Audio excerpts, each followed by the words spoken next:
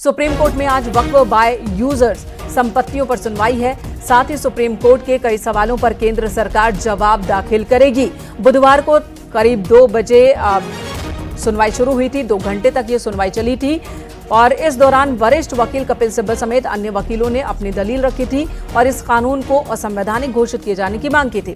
Supreme court ने दलीलों को सुना था। अंतरिम आदेश पारित करने ही वाला था कि इससे पहले केंद्र सरकार ने अंतरिम आदेश पारित करने से पहले इस कानून के पक्ष में जिन्होंने याचिका दाखिल की है, सरकारों की दलील सुनने की अपील की, जिसके बाद कई सवाल रखे गए केंद्र सरकार के सामने और उन्हें कहा गया कि जवाब दाखिल करें। आज दूसरे दिन सुनवाई हो रही है। सॉलिसिटर जनरल तुषार मेहता इस वक्त दलील पेश कर रहे हैं। जो खबर अदालत के अंदर से आ रही है उसके मुताबिक तुषार मेहता ने वक्त मांगा है। उनका कहना है कि 1 हफ्ते का वक्त कम से कम चाहिए ताकि वो अब सभी जवाबों को रख सके अदालत के सामने।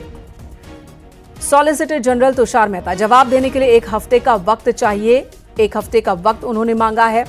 इससे पहले कल भी अंतरिम आदेश पारित किए जाने का विरोध किया गया था सरकार की तरफ से और ये मांग की गई थी कि सुप्रीम कोर्ट पहले केंद्र और राज्य सरकारों की दलीलों को सुने, उसके बाद ही अपना आदेश पारित करे। सुप्रीम कोर्ट ने वक्फ कानून के विरोध में जारी हिंसा को लेकर चिंता भी जताई थी और केंद्र सरकार से कई सवालों के जवाब मांगे थे। उन जवाबों को दाखिल करने के लिए 1 हफ्ते का वक्त चाहिए, ये मांग रखी गई है सॉलिसिटर जनरल की ओर से। तो सुप्रीम कोर्ट में आज दूसरे दिन वक्फ कानूनों को लेकर जितनी याचिकाएं दाखिल की गई हैं उन पर सुनवाई चल रही है। 35 याचिकाएं अब तक दाखिल की गई हैं, जिनमें से 10 को सुप्रीम कोर्ट ने चुना सबसे पहले सुनवाई के लिए। कल पहले दिन की सुनवाई थी, जिस दौरान अदालत ने कहा कि सभी मामलों की सुनवाई संभव नहीं है कि सभी याचिकाओं पर सुनवाई की जाए। 2 महत्वपूर्ण बिंदुओं पर पहले चर्चा होगी। पहला है यूजर्स, यानी कि उस जमीन जिसका इस्तेमाल इस्लाम के हिसाब से किया गया हो उसे वक्फ का मान लिया जाए। जिसके अगर तकनीकी शब्द की बात की जाए, वक्फ बाय यूजर, जिसे संशोधन कानून में खत्म करने की व्यवस्था की गई है। इस मुद्दे पर अदालत में सुनवाई हो रही है।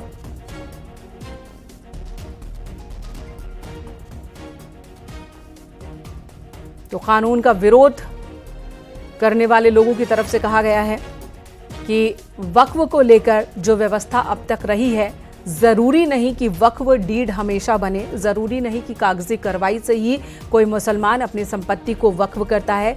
कई बार सिर्फ कह देने से भी उसकी संपत्ति वक्फ की संपत्ति हो जाती है और ऐसे में अगर कोई प्रूफ मांगेगा कि ये संपत्ति वक्फ कब की गई तो वो प्रूफ देना वक्फ बोर्ड के लिए मुश्किल हो जाएगा। प्रावधान था वक्फ कानून में, पहले के कानून में, कि अगर किसी संपत्ति का किसी जगह का इस्तेमाल वक्फ की ओर से हो रहा है और लंबे वक्त तक हो रहा है तो उस पर वक्फ की ओर से ये दावा कर दिया जाता था कि वो संपत्ति, वो जमीन वक्फ की है। और इसे लेकर कई विवाद भी होते रहे हैं। कई मामले अदालतों में पेंडिंग है, ट्रिब्यूनल के पास पेंडिंग है। कई लोग हैं जिनमें मुसलमान भी है जो आरोप लगा। तुषार मेहता ने कहा कि यदि सुप्रीम कोर्ट किसी वैधानिक प्रावधान पर रोक लगाने जा रहा है तो यह अपने आप में बेहद दुर्लभ है। निश्चित तौर पे देखिए इस दलील के कई मायने हैं और इस मामले पर उन्होंने साफ तौर पे कहा है, इस लाइन को मैं फिर से बताना चाहूंगा कि यदि सुप्रीम कोर्ट किसी वैधानिक प्रावधान पर रोक लगाने जा रहा है तो ये अपने आप में बेहद दुर्लभ है। इस मामले पर सुप्रीम कोर्ट ने जो एसजी हैं तुषार मेहता, उन्होंने सुप्रीम कोर्ट से कहा कि यह ऐसे मुद्दे नहीं हैं जिन पर कोर्ट कुछ प्रावधान को प्रथम दृष्टि में ही पढ़ने पर विचार करे, क्योंकि यहाँ पे कहा गया कि ये पहला दिन आज कल सुनवाई हुई और दूसरे दिन अगर किसी इस मामले पे अंतरिम फैसला लिया जाता है और किसी रोक लगाया जाता है किसी मसले को लेकर तो ये कहीं से भी सही नहीं होगा, ये अपने आप में दुर्लभ होगा। इसके साथ ही उन्होंने ये भी कहा है कि जज को इतिहास पर विचार करना होगा। इसके साथ ही उन्होंने कहा कि हम सरकार के रूप में लोगों के प्रति जवाबदेह हैं और गाँव